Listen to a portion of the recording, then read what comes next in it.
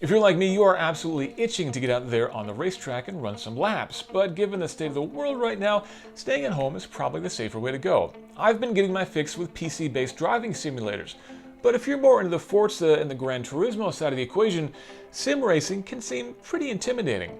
But don't worry, I'm here to show you the way with my 5 favorite PC-based driving games that'll not only make you a better driver, they'll also scratch that racing itch. So put down your helmets, get on your headsets, and let's go for a drive.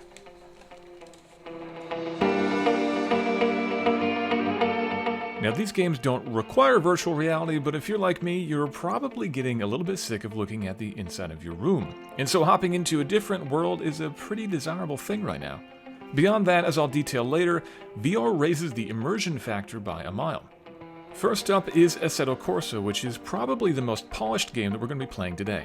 By that I mean it has the prettiest introductory cinema, the nicest and easiest to navigate menus, and overall it just feels like the most comprehensive. Now, if you're just the sort who wants to get in there and drive, then all of this fluff is unimportant. But if you're stepping up from a game like Gran Turismo or Forza, then this will probably feel the most familiar to you. There's a straightforward career mode here that you can roll through to get a feel for the game, or you can just dive in and pick any car you want and go for a drive. There are a lot of cars, and given this is an Italian game, I figure picking something red makes sense. And here you can see that polish again. If I click into Niki Lauda's 312T, for example, you get a bit of history, and then you can get a closer look to really show off the detail of all these car models.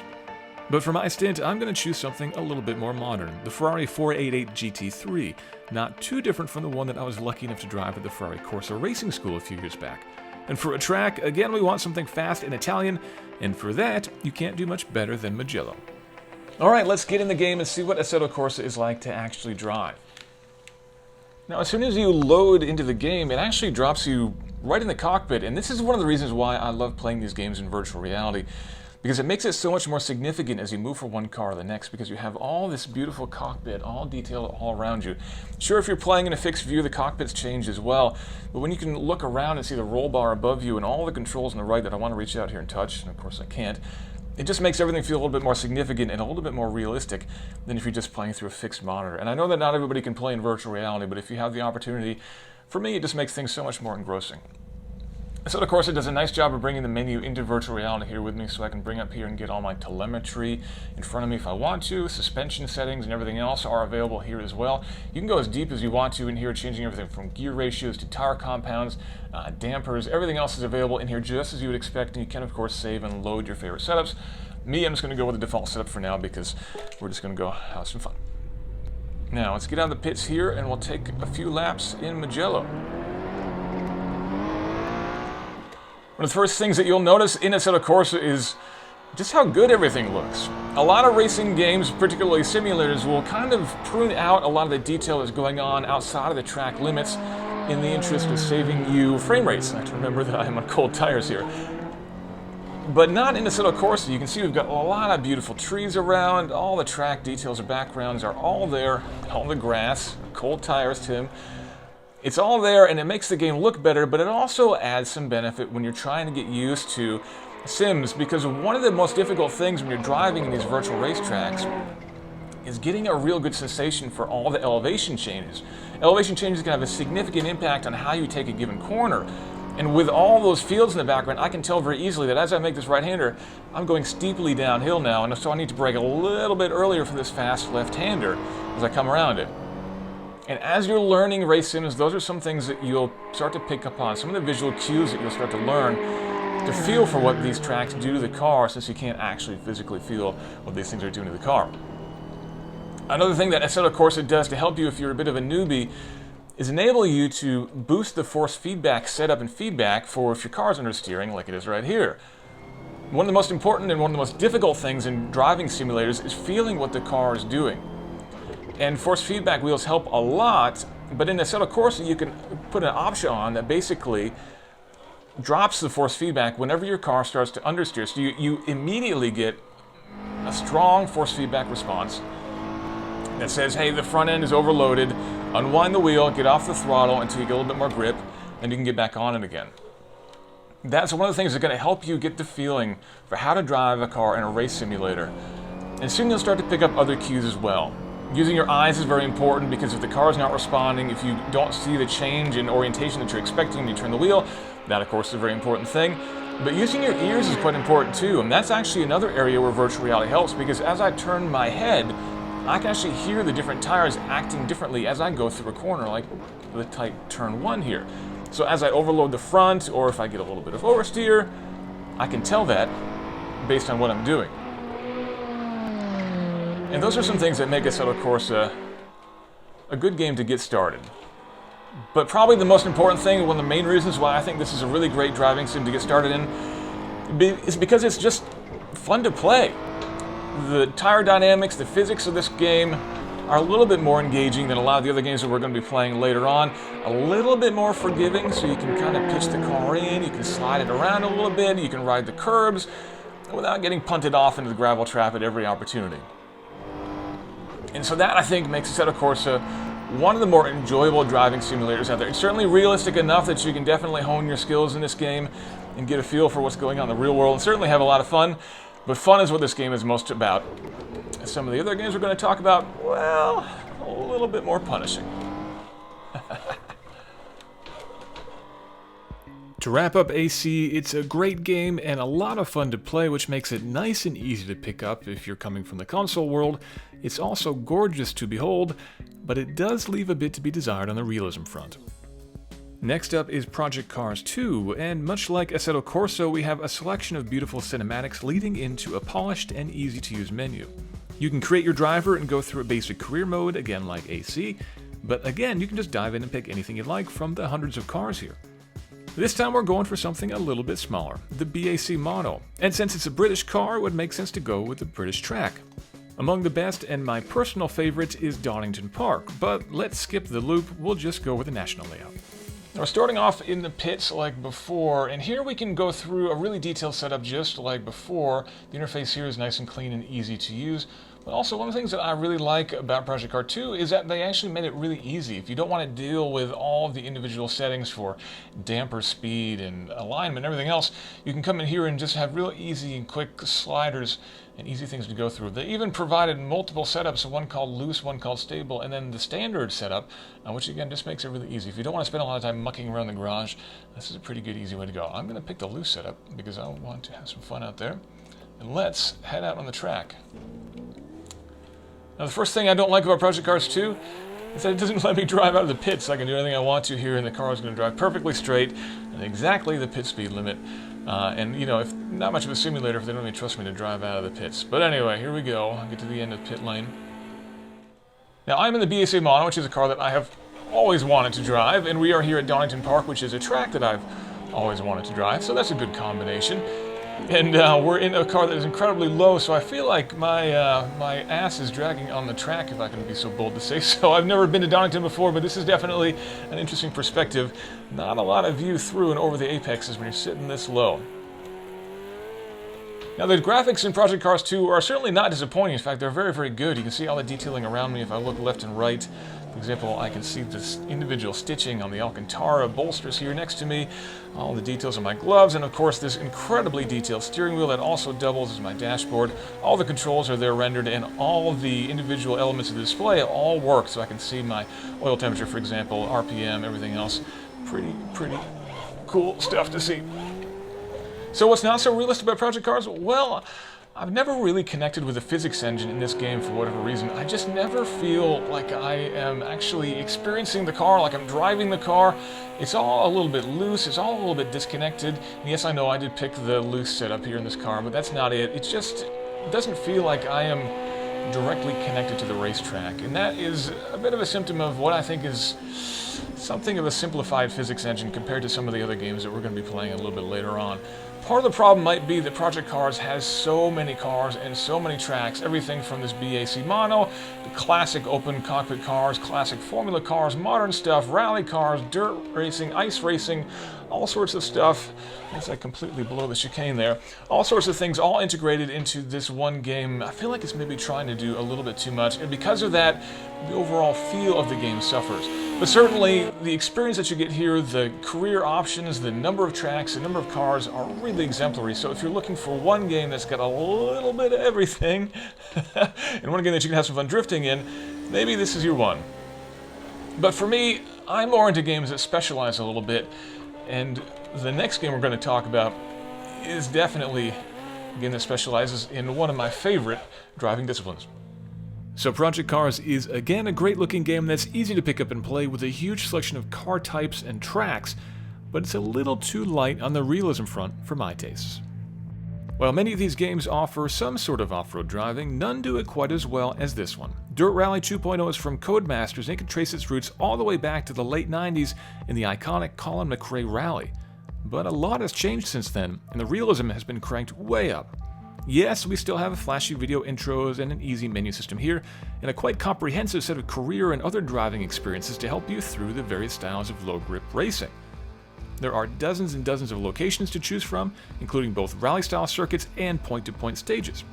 I find the New Zealand stages to be the most fun, and as for cars, there's a huge selection of historic and modern rally machines on offer. If you know me, you know I'm a Subaru guy, so you might expect me to pick an Impreza, and I'm sorry to disappoint, but that's actually exactly what I'm going to choose, this lovely GC WRC coupe. Alright, let's get in the game and take the Subaru for a spin. Dirt gives you a comprehensive set of vehicle tuning options here, as you'd expect, alignment, brakes, and differential tunings, which are very important in a rally game to make sure you've got the right amount of grip based on conditions. We're on a gravel stage right now. I'm going to leave everything in the default settings. We've also got tire selection here. This is a pretty short gravel stage, so soft is exactly what we want. Dirt 2.0 does this kind of neat thing where it gives you a flat 2D view, and then it pops you into the cockpit in virtual reality. Now I can look around and take a full view around me, which again, as you go from car to car, is a pretty neat experience. And I can look over to my right, and I've got my co-driver there, but not just any co-driver.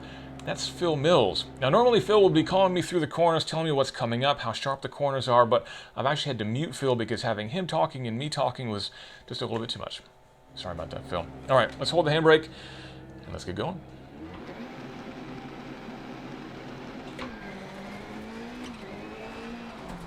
Now some purists out there may have noticed that I am using paddle shifters on my steering wheel here, whereas this car actually did not have paddle shifters. It has an H-pattern box. I'm sorry to say that I don't have an H-pattern shifter for the steering wheel, so I'm having to make do with my paddles. But the bigger missing piece actually is that I don't have a physical handbrake, which would be really nice on a tight twisty course like this. I'm having to make do with just a button on my steering wheel. Now, I know I've talked a lot about virtual reality and how it works in driving games, and I know it has some significant compromises, particularly resolution, which is too low. It really makes it hard to read gauges and things like that on the dashboard here. Also, the comfort of VR headsets is not that great, particularly if you're talking about doing a long driving stint or something like that. But for me, in rally games like this, virtual reality is a bit of a game changer. The first time I played one of these games with a VR headset on, I knew that changed absolutely everything. Because when you're doing low grip driving, particularly in a tight and twisty course like this, being fixed in your perspective of just looking straight ahead and right down the hood is definitely suboptimal. As you're driving through a tight course like this, you really need to be looking through the corner and into the next corner. And that means you're looking left, you're looking right. Sometimes on a tight, twisty course like you might find in Monte Carlo, you'll even be looking at the side glass to spot through the hairpin and into the next corner ahead. Keeping your head looking in the direction that you want to go is a big part of getting the feel for a car. And if you can't do that, if you're always stuck looking straight ahead, that's just not optimal for this style of driving. So particularly for virtual reality games, I think VR makes a huge, huge, huge difference. But if you are prone to VR sickness, I will say, I know that a lot of people have issues playing this game in VR. So your mileage may vary, but for me, it is an absolute game changer. Now, of all the games that I've been walking you through, this is the one that I definitely enjoyed just picking up and playing the most. It has a robust career mode. They've just added a lot of content, including a Colin McRae career mode, historic cars, modern cars, but overall it just does a nice job of giving you a feel of what this style of driving is all about. With the co-driver, different terrain types, gravel, asphalt, ice, snow, everything's pretty nicely balanced. It's a good challenge. Maybe not the most hardcore sim on the market, but it's a game that I really enjoy. And if you are into low grip driving, if you like the sport of rallying and you want to see what it's like, this will give you a pretty good taste. Dirt Rally is absolutely one of my favorites for its comprehensive set of career modes and playable yet challenging gameplay. However, its system demands are quite high, and its focus on low grip driving means this won't be a game for everyone. Next up is rFactor 2, one of the most storied games in sim racing and certainly one of my all-time favorites. And if you were wondering why I kept talking about menus in the earlier games, it's because when you get to a game like rFactor, you realize there really isn't much of a menu. But really, all you need to do is pick a car and pick a track, and then go driving. There are lots and lots of cars and lots of tracks, each with all the configurations that you'd expect. I'm going to go with my local favorite, Lime Rock Park, and let's pick a car that's way too fast, like the McLaren Senna GTR. You can race against the AI, and they are very challenging, but I'm going to just do a quick session solo here. Alright, it's time to get a little bit more serious. It's time to jump into rFactor 2. Now in here you've got the normal things that you'd expect to be able to go into the garage, change the settings. All the settings you can change in the real car you can change here. But what's different is you've got a weather forecast down there, and I'm going to talk about that in just a moment. But first, let's jump out on track and let's get rolling. We're on Lime Rock Park, one of my favorite local tracks. And they've got everything modeled impeccably. You can even look at the gift shop over there if I want to go buy a logo t-shirt or something. For whatever reason, though, the way they've modeled it, you kind of have to go all the way down to the B paddock here to get on the track. Let's see if I can make this turn without having to use reverse. Yes, okay. Alright, here we go on the track, Lime Rock Park. Now, one of the first things you'll probably notice about rFactor 2 is that it doesn't quite look as good as some of the other games that we were playing earlier. It's partly because this is actually a bit of an older game. It first came out in 2013. It's been extended and updated quite extensively since then. But it is an older game, and that's actually not necessarily a bad thing. Yes, it doesn't quite have that final look and shine, oh, cold tires here, of some of the other games that we've been playing. But it also means that the system requirements are a little bit lower. This thing will run better on older PCs than some of the other games that we were looking at earlier, particularly Dirt 2, which my system has been struggling a little bit with running. But trust me, this game has got it where it counts. The core physics engine that runs beneath rFactor 2 is actually something that a lot of Formula 1 teams use, or at least have used, to develop their own in-house simulators. So when you see that footage of professional drivers driving those outrageously expensive-looking full-motion rigs with spherical screens and virtual cockpits and stuff, a lot of those things are actually running the same basic software that I'm playing right now. Heavily modified, of course, based on their internal data, but still, it's pretty neat to think that this is the same kind of training that the pros do. Now, back in Project Cars, I was drifting around and sliding. That's not really what this game is about. This game is about chasing your lap times, finding those tenths and finding those hundredths, and just trying to ultimately get quicker and quicker and quicker. You can do artificial intelligence races if you want to, but really online competition is where this game is really all about. Now, I mentioned the weather before. rFactor 2 has some pretty advanced ways of dealing with things like track temperature, track buildup. There's a system in here called Real Road, which basically monitors the status of the track as it rubbers in. You can simulate an entire race weekend from practice through qualifying, warm-up, and the race itself. And as you go through those different modes, the track will actually rubber up just like a real one, giving you more and more grip through the course of the different sessions. But when weather comes to play, when it starts to rain, that can actually then work against you, so that you need to run a racing line, for example, to get away from all those lines that have been laid down by everybody to try to find more grip. rFactor 2 is one of the first driving sims to add really proper dynamic weather into the mix, and it's still one of the most advanced when it comes to that sort of handling. You can be doing a race in this game, have it start raining midway through, and then go back to sun again. Now, rFactor and me, we go way, way back. The original rFactor came out in 2005, and back in 2005, I played the heck out of that game. Although it wasn't really a game, I was competing at online championships and leagues, doing all sorts of stuff. And interestingly, back then, the original rFactor was largely based on mods or user-based content. Really creative people around the world would basically design their favorite cars and tracks and upload them into the game. And that was the heart of rFactor. With rFactor 2, it's kind of got a new home at this point, and it's getting some active development, bringing more premium content like this McLaren Senna GTR that I'm driving right now. into the game, so you don't have to worry about modding it as much as before. You can just jump in the game and and have fun in a real car if you want to. But the mod support for R-Factor 2 is still absolutely stellar. There's an amazing amount of content out there for downloading. But it's good to know you don't necessarily have to do that if you don't want to go trawling through shady forums and downloading random files off of random foreign servers. You can just go on Steam and download some new cars if you want to. So R-Factor 2, yeah, it's a little bit old, maybe showing its age in some ways, but man, it's still a great game. It still feels incredibly good to play.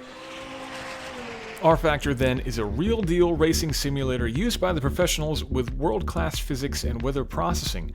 However, there are no concessions made here for newbies, and if graphics are important to you, some aspects of R-Factor 2 do fall just a little bit flat. Finally, it's iRacing. This is the racing simulator that's been getting the most buzz, and rightfully so. With partnerships with major racing series like IMSA and NASCAR, you can actually catch pro iRacing events on broadcast television. That's something I never thought I'd see when I started sim racing over 20 years ago. The interface for iRacing is totally bare bones, just like R-Factor, focused entirely on racing series. Yes, there are a lot of cars here, but keep in mind you'll have to buy most of them at a cost of $12 a pop. The same goes for the tracks, all laser scanned and impeccably rendered, but costing upwards of $15 each, and that's on top of the monthly fee you had to pay to join. This season I'm running the IMSA Sports Car Championship, and since it's Road America this week, let's run there in the big BMW M8 GTE. Now, like in all the other games, we've got this great virtual cockpit. I can look around and see everything, the virtual rearview mirror and everything else, just like before. But what's really immersive, doubly so about iRacing than any of the games we've played so far, is how good the audio is, especially in the most recent cars that iRacing has added to the service. As I pull out of the pits, just listen to the cacophony of noises this thing makes. You can hear the cold brakes complaining, the tires squeaking on the asphalt. And of course we've got all sorts of lovely induction noises going on underneath the hood too.